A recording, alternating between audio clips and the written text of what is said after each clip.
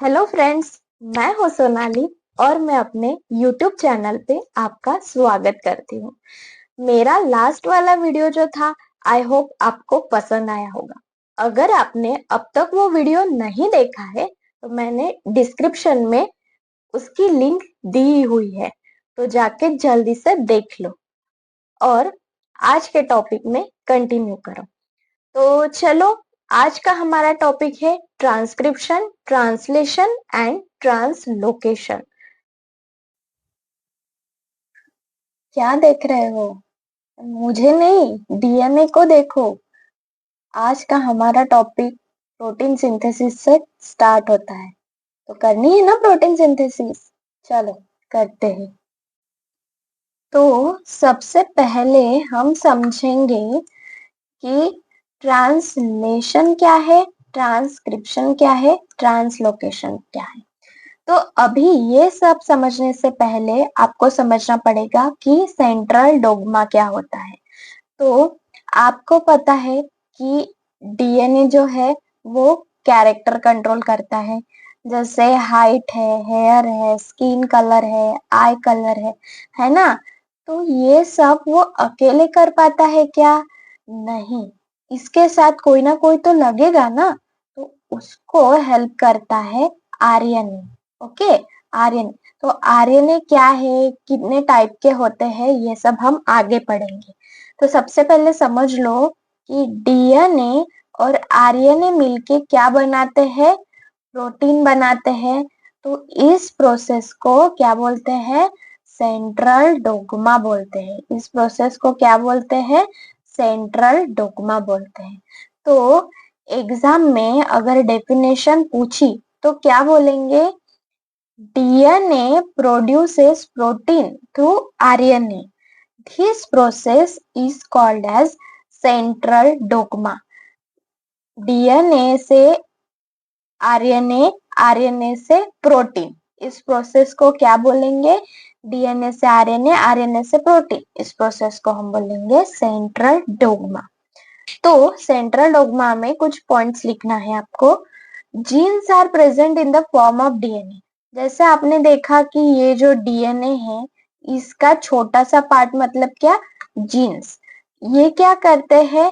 DNA control structure and function of the body. आपने ये देखा, protein are synthesise using information stored in DNA. जो भी information DNA में स्टोर्ड रहती है, उसके बेसिस पे ही प्रोटीन सिंथेसिस होता है। दिस फ्लो ऑफ इंफॉर्मेशन, ये इसे क्या कहते हैं? सेंट्रल डोग्मा कहते हैं। तो डीएनए से जो आरएनए बनता है, उस प्रोसेस को हम ट्रांसक्रिप्शन कहते हैं। और आरएनए से जो प्रोटीन बनते हैं, उस प्रोसेस को हम ट्रांसलेशन कहते हैं। और डीएनए से अगर डीएनए बनता है तो उस प्रोसेस को हम क्या बोलते हैं? रिप्लिकेशन। कंफ्यूज नहीं होना है, डीएनए से आरएनए, इस प्रोसेस को ट्रांसक्रिप्शन कहते हैं। और आरएनए से प्रोटीन, इस प्रोसेस को हम ट्रांसलेशन कहते हैं। समझ में आ गया? तो चलो आगे देखते हैं ट्रांसक्रिप्शन क्या होता है। ट्रांसक्रिप्शन प्रोसेस समझने से पहले आपको आरएनए समझना बहुत ज्यादा जरूरी है।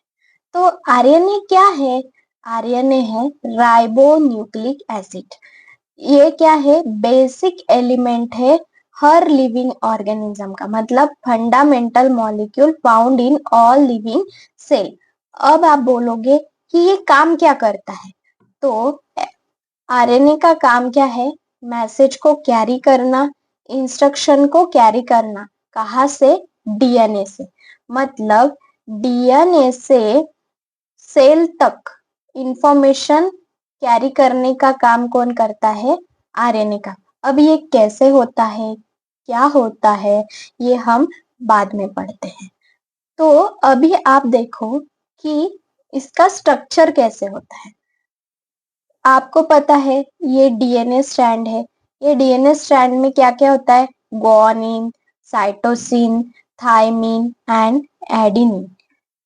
लेकिन आरएनए का स्ट्रक्चर थोड़ा अलग है।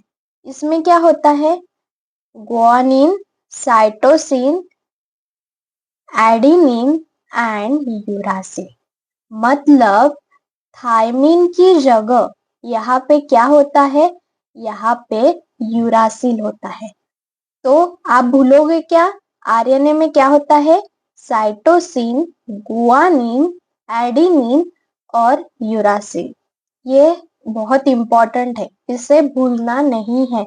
आगे ट्रांसक्रिप्शन प्रोसेस शुरू होने वाली है, उससे पहले आरएनए का स्ट्रक्चर रट लो। ओके, तो अभी हम देखते हैं कि टाइप्स क्या होते हैं। तो सबसे पहले है एमआरएनए। एमआरएनए मतलब messenger RNA. Okay, messenger RNA ये क्या करता है, जीनेटिक कोड को कैरी करने का काम करता है। मतलब डीएनए से इंफॉर्मेशन कैरी करने का काम करता है। अब ये टीआरएनए, टीआरएनए मतलब ट्रांसफर आरएनए, ये क्या कर ट्रांसफर करने का काम करेगा, ये अमीनो एसिड ट्रांसफर करने का काम करेगा। ओके, अब ये कौन है, आरआरएनए मतलब राइबोसोमल आरएनए, राइबोसोमल आरएनए।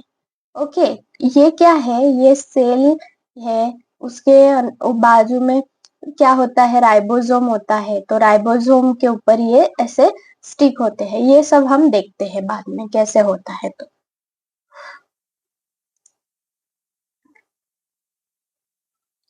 अब ये क्या है, आरआरएनए है। ओके, ये क्या है, आरआरएनए है।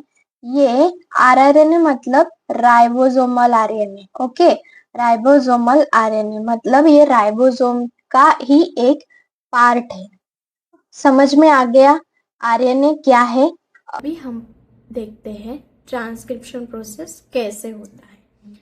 तो ट्रांसक्रिप्शन प्रोसेस में formation of mRNA from DNA is called as transcription.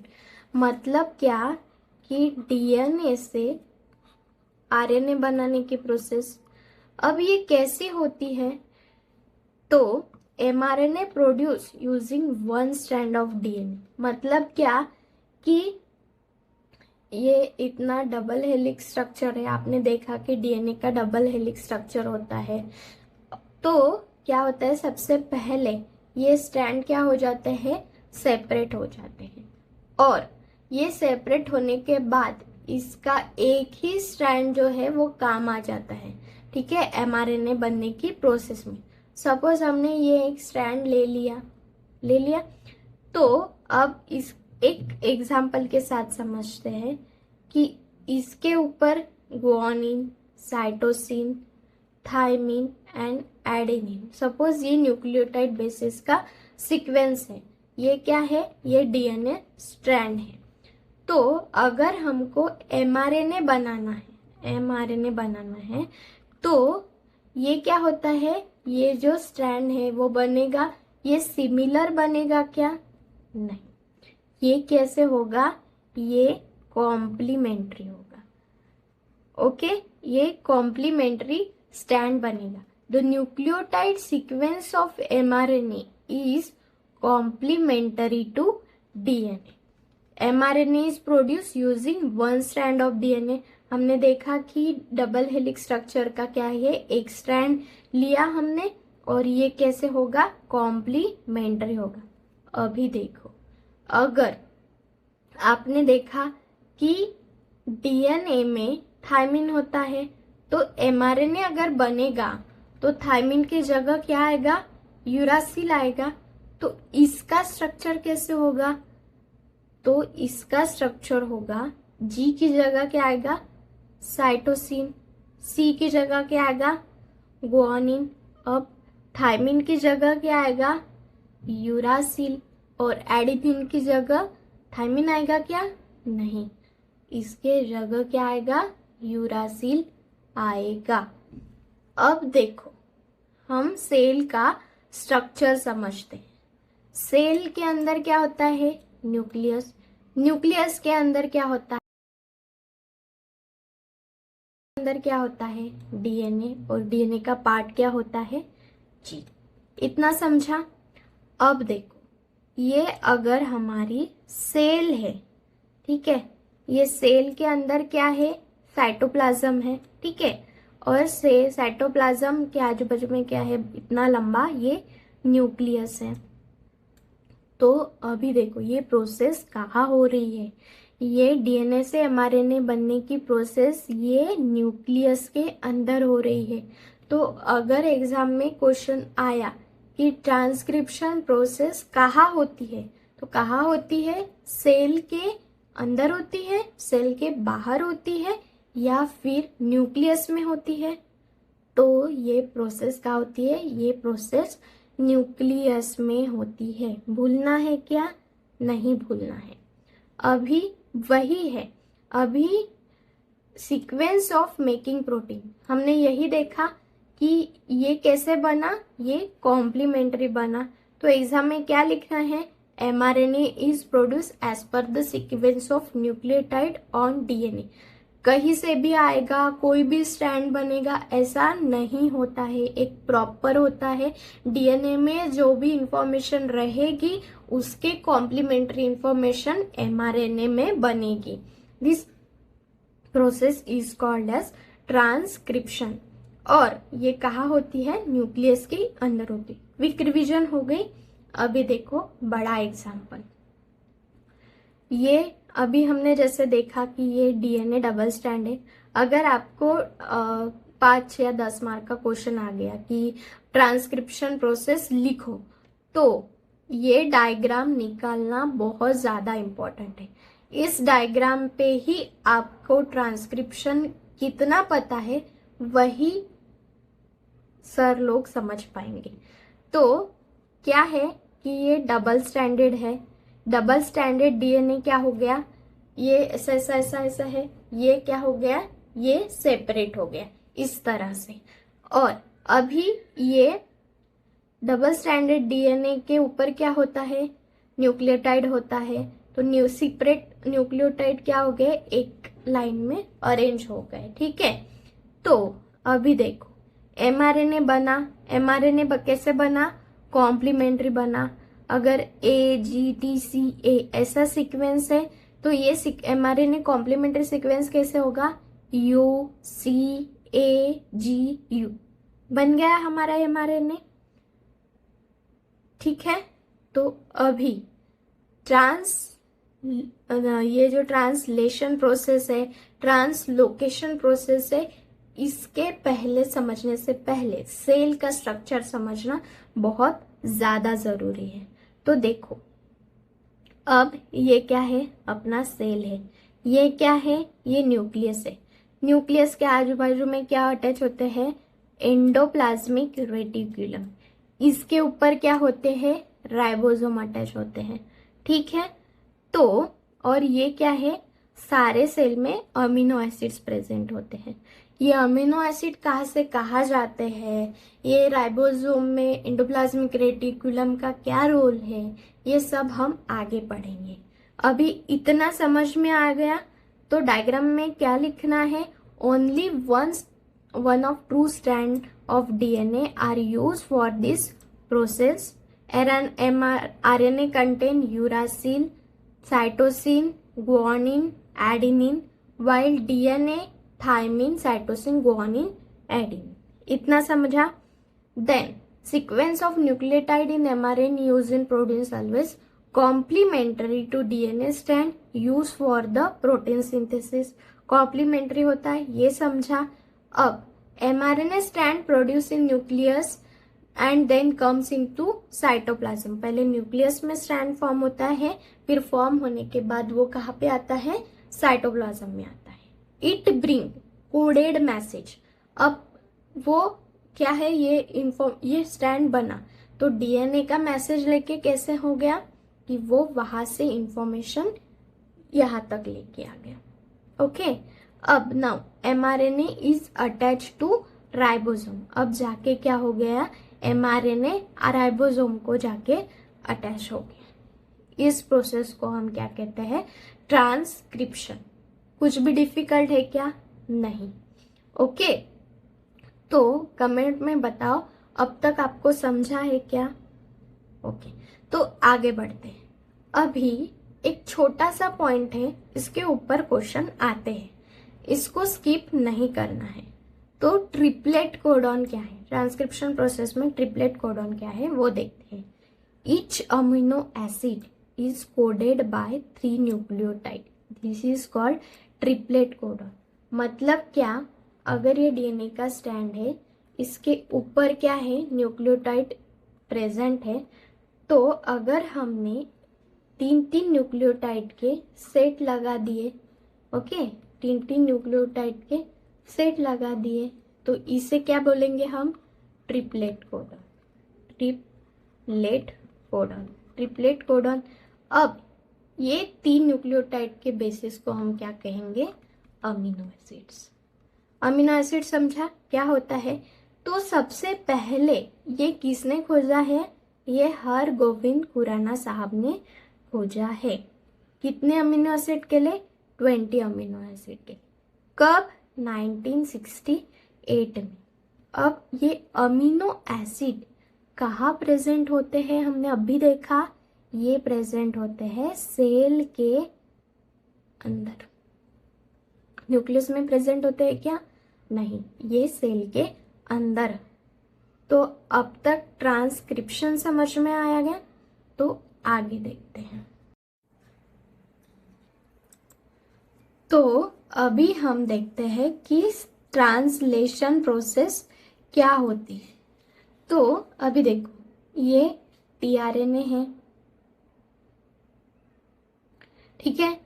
TRNA के नीचे क्या होता है, न्यूक्लियोटाइड सीक्वेंस होता है, जैसे यूरासिल, गुआनिन, साइटोसिन, ठीक है।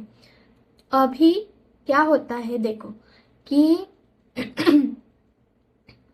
ये हमारा सेल है, ये न्यूक्लियस है। अभी हमने ताज़ा ताज़ा एमआरएनए बनाया है, ठीक है। एमआरएनए बनाए, वो कहाँ जाके अटैच हुआ है, वो एंडोप्लाज्मिक रेटिकुलम के ऊपर जो भी राइबोसोम है होते हैं वहाँ पे जाके अटैच हुआ है। राइबोसोम क्या है, प्रोटीन की फैक्ट्री है, उसके पास बहुत सारा प्रोटीन है। तो अगर ये राइबोसोम है, उसको एमआरएनए अटैच हुआ है, तो अभी उसका स्ट्रैंड, दूसरा स्ट्रैंड बनाने के लिए क्या लगेगा, उसको बहुत सारे अमीनो एसिड्स लगेंगे। अभी आपने देखा कि ट्रिपलेट कोडॉन आपने अभी देखा, 3 का सेट देखा। तो टीआरएनए में क्या होता है, 3 अमीनो एसिड का सेट होता है। अभी ये एमआरएनए बना है अपना ताज़ा वाला, तो इसके ऊपर न्यूक्लियोटाइड्स है, जैसे सी है, जी है, यू है, ए है, सी यू जी ए, सपोज ये सीक्वेंस है। और ये हमने क्या बनाया, ट्रिपलेट कोडॉन बनाया, ओके।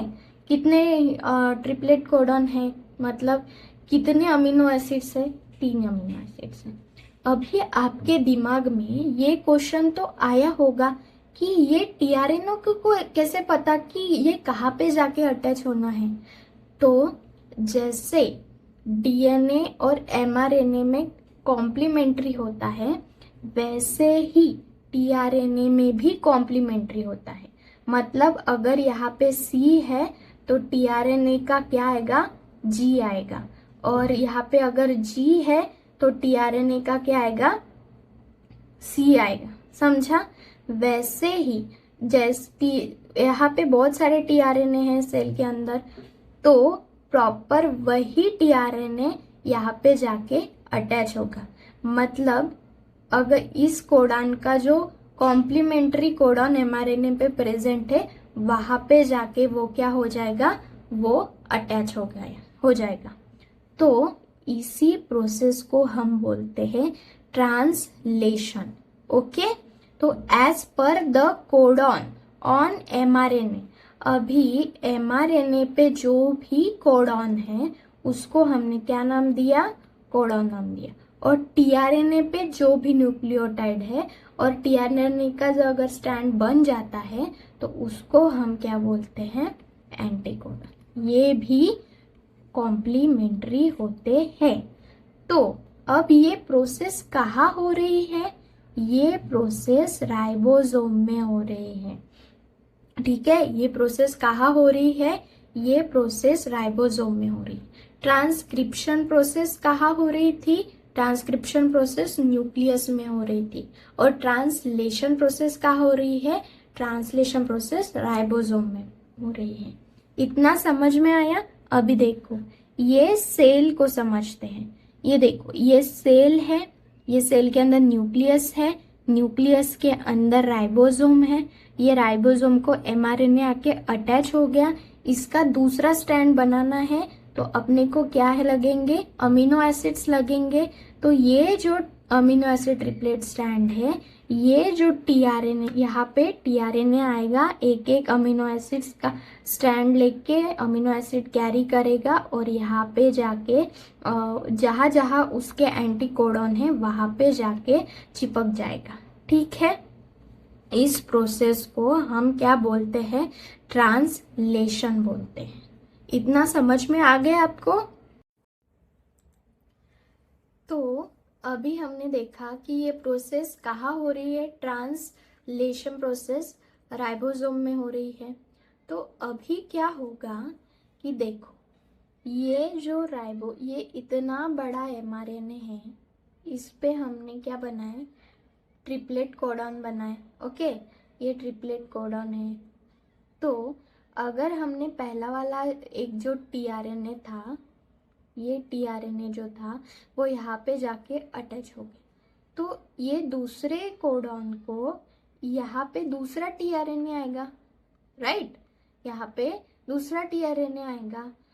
तो यहाँ पे एक अमीनो एसिड बना और यहाँ पे दूसरा अमीनो एसिड बना।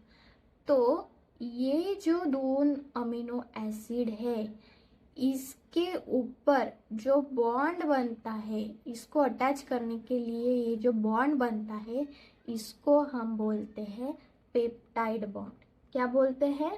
Peptide bond. मतलब दो अमीनो एसिड के बीच में जो भी बॉन्ड बनेगा उसको हम क्या बोलेंगे? पेप्टाइड बॉन्ड बोलेंगे। ठीक है, तो अभी हमको अगर तीसरा अमीनो एसिड फॉर्म करना है तो ये राइबोसोम यहाँ पे अटैच है, तो ये राइबोसोम इधर अटैच हो जाएगा सेकेंड अमीनो एसिड बनने के लिए।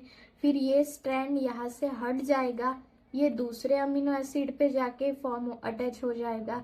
अभी अपने को तीसरा अमीनो एसिड बनाना है, तो ये राइबोसोम क्या हो जाएगा? यहाँ से धीरे धीरे धीरे धीरे आगे सरक जाएगा, टीआरएनए आएगा, अटैच होएगा और फिर जाके पेप्टाइड बॉन्ड बनेगा। वैसे ही एक लॉन्ग चेन अमीनो एसिड्स बन जाएगी। उसको, इस प्रोसेस को राइबोसोम क्या हो रहा है? सरक रहा है। तो उस प्रोसेस को हम क्या बोलेंगे? Translocation. Ribosome moves from one codon to another on the mRNA. ये एमआरएनए स्टैंड है, ये जो ट्रिपलेट कोडॉन है, ये जो ट्रिपलेट कोड है, ये पहला बना है, दूसरा बना, तीसरा बना। तो जैसे दूसरा बनता है, दूसरा बनने के लिए, तीसरा बनने के लिए राइबोसोम क्या करेगा? यहाँ से यहाँ से यहाँ से आगे आगे आगे आगे सरकता जाएगा और अमीनो एसिड की चेन इधर इधर ऐसे ऐसी बनती जाएगी। समझ में आया?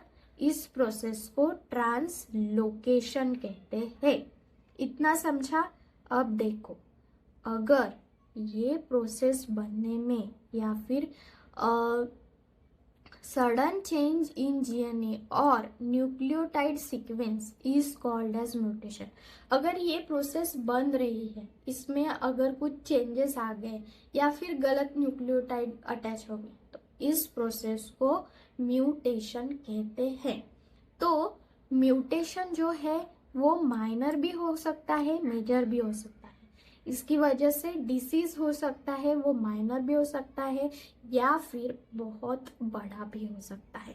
तो some changes in nucleotide position can cause mutation. मतलब न्यूक्लियोटाइड्स का अगर सीक्वेंस गलत होता है तो उस प्रोसेस को हम म्यूटेशन कहते हैं।